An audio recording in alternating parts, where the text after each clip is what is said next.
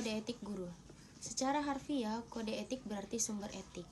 Etik berasal dari perkataan etos yang berarti watak. Istilah etik atau etika mengandung makna nilai-nilai yang mendasari perilaku manusia.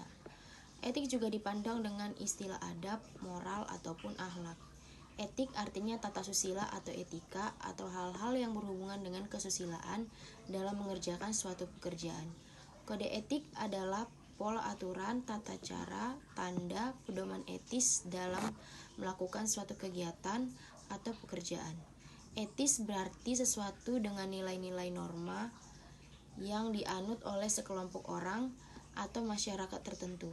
Dalam kaitannya dengan istilah profesi, kode etik merupakan tata cara atau aturan sebagai standar kegiatan anggota suatu profesi, atau dengan kata lain, kode etik merupakan aturan atau tata cara etis sebagai pedoman dalam berperilaku. Hubungan guru dengan murid yang demikian adalah hubungan yang saling mempercayai. Guru percaya kepada murid bahwa mereka tidak akan berbuat yang tidak sesuai keinginan guru, sedangkan murid menghargai kewibawaan guru. Pada dasarnya, guru adalah tenaga profesional di bidang kependidikan yang memiliki tugas mengajar, mendidik, dan membimbing anak didik agar menjadi manusia yang berpribadi Pancasila. Dengan demikian, guru memiliki kedudukan yang sangat penting dan tanggung jawab yang sangat besar dalam menangani berhasil atau tidaknya program pendidikan. Kalau boleh dikatakan sedikit secara ideal, baik atas buruknya suatu bangsa di masa mendatang banyak terletak di tangan guru. Sehubungan dengan itu, guru sebagai tenaga profesional memerlukan pedoman atau etik guru agar terhindar dari segala bentuk penyimpangan. Kode etik menjadi pedoman baginya untuk tetap profesional atau sesuai dengan tuntutan dan persyaratan profesi. Hakikat kode etik guru. Guru adalah suatu komponen dalam sistem pendidikan yang sangat mempengaruhi hasil pendidikan. Hubungan guru dan murid adalah hubungan kewibawaan. Maksudnya, bukan menimbulkan rasa takut pada murid. Dalam arti murid harus patuh, akan tetapi menimbulkan kesadaran pribadi untuk belajar. Adapun lingkup isi kode etik guru atau tugas guru dengan guru di Indonesia pada garis besarnya mencakup dua hal, yaitu sebagai pernyataan prinsip dasar pandangan terhadap posisi, tugas, dan tanggung jawab guru, dan pertanyaan-pertanyaan rujukan teknis operasional yang termuat dalam 9 batang tubuhnya. Kesembilan butir itu memuat hubungan guru atau tugas guru dengan yang pertama, pembentukan peserta didik, yang kedua, kejujuran profesional, yang ketiga, kejujuran dan memperoleh dan menyimpan informasi tentang peserta didik.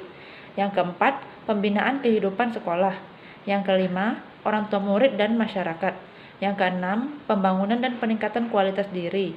Yang ketujuh, sesama guru dalam hubungan kesejawatan. Yang delapan, organisasi profesi. Dan yang kesembilan, pemerintah dan kebijakan pemerintah di bidang pendidikan. Rumusan selengkapnya kode etik guru Indonesia adalah sebagai berikut. Yang pertama, guru berbakti membimbing peserta didik untuk membentuk manusia Indonesia seutuhnya yang berjiwa Pancasila. Yang kedua, guru memiliki dan melaksanakan kejujuran profesional. Yang ketiga, guru berusaha memperoleh informasi tentang peserta didik sebagai bahan melakukan bimbingan dan pembinaan. Yang keempat, guru menciptakan suasana sekolah sebaik-baiknya yang menunjang berhasilnya proses belajar mengajar. Yang kelima, guru memelihara hubungan baik dengan orang tua murid dan masyarakat sekitarnya untuk membina peran serta dan rasa tanggung jawab bersama terhadap pendidikan. Yang keenam, guru secara pribadi dan bersama-sama mengembangkan dan meningkatkan mutu dan martabat profesinya. Yang ketujuh, guru memelihara hubungan seprofesi, semangat kekeluargaan, dan kesetiakawanan sosial.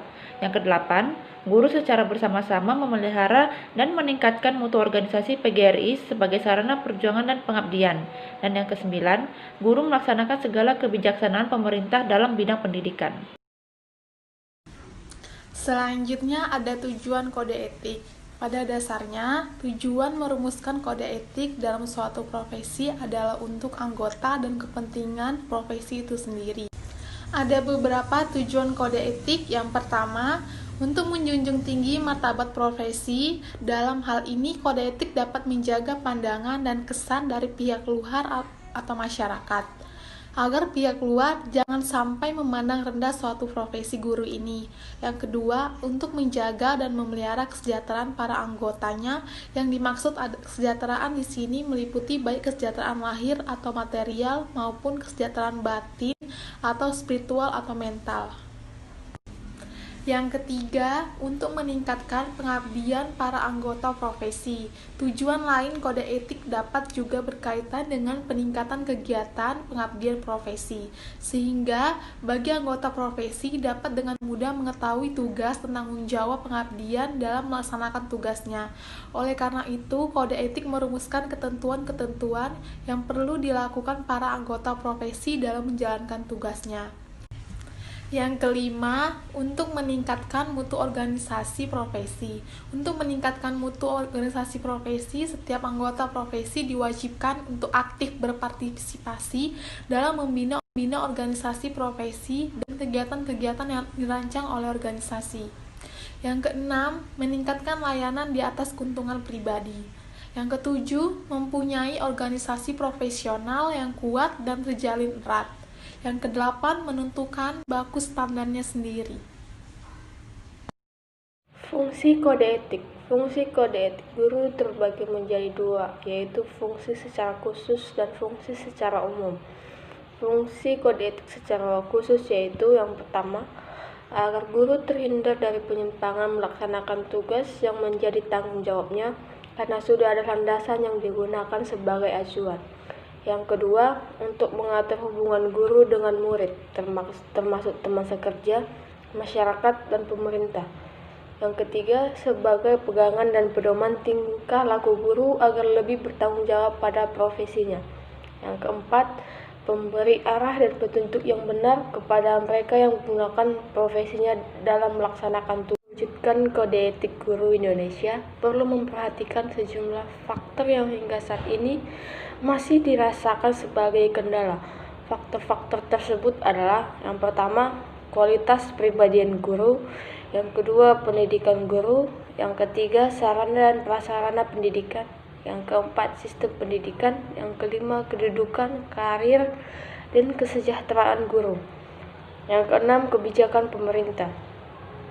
Berbagai pihak yang memiliki keterkaitan atau membuat kebijakan atau keputusan, para pakar, manajer, dan pelaksana secara proporsional dan profesional sebagainya dapat bekerjasama secara sistematik, sinergik, simbiotik, dan mewujudkan kode etik guru Indonesia. Hal yang paling mendasar adalah kemampuan politik yang terwujud dalam bentuk kebijakan guru dan perlakuan terhadap profesi guru. Sumpah dan Janji Guru Indonesia. Sumpah dan Janji Guru Indonesia yaitu yang pertama, setiap guru mengucapkan sumpah atau janji guru Indonesia sebagai wujud pemahaman, penerimaan, penghormatan, dan kesediaan untuk memenuhi nilai-nilai moral termuat di dalam Kode Etik Guru Indonesia sebagai pedoman dan sikap perilaku baik di sekolah maupun di lingkungan masyarakat. Yang kedua, sumpah atau janji guru Indonesia diucapkan di hadapan pengurus organisasi profesi guru dan pejabat yang berwenang di wilayah kerja masing-masing. Yang ketiga, setiap pengambilan sumpah atau janji guru Indonesia dihadiri oleh penyelenggaraan satuan pendidikan. Baiklah, di sini saya akan menjelaskan nilai-nilai dasar dan nilai-nilai operasional. Yang pertama, nilai-nilai agama dan Pancasila. Yang kedua, nilai-nilai kompetensi pedagogik, kompetensi kepribadian, kompetensi sosial, dan kompetensi profesional. Yang ketiga, nilai-nilai jati diri, harkat, dan martabat manusia yang meliputi perkembangan kesehatan jasmania, emosional, intelektual, sosial, dan spiritual. Kemudian pelaksanaan kode etik guru. Yang pertama, guru dan organisasi bertanggung jawab atas pelaksanaan kode etik guru. Yang kedua, guru dan organisasi guru berkewajiban mensosialisasikan kode etik guru Indonesia pada rekan sejawat, penyelenggaraan pendidikan masyarakat dan pemerintah.